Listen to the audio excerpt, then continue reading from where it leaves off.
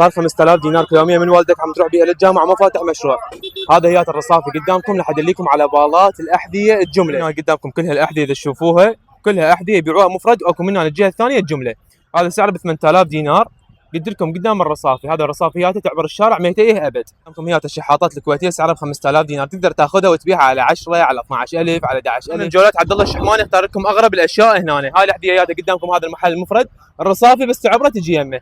عنده احذيه على 5 عنده على 10 عنده على 15 وبظهر هنا صاير الجمله. تعال احرق لكم الاسعار مال الجمله. حاطط هي قدامكم نسائيه همين ومال اطفال. تقدر تبدا المشروع مالتك من عندهن على 3000 دينار وعلى 4000 دينار بس. محلات مال الجمل هذا هي المتحف البغدادي صاير قدامكم. وهذين الجمل هنا مال الاحذيه كل شيء جمله مال الاحذيه.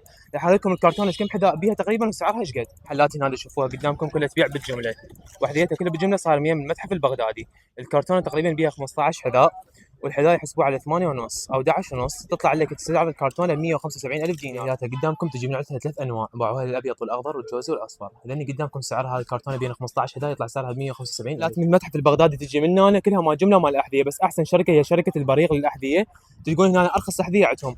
تاخذ من عند الكرتونه ب 175000 وانت بعد بكيفك شلون ما توزعها وتبيعها براحتك.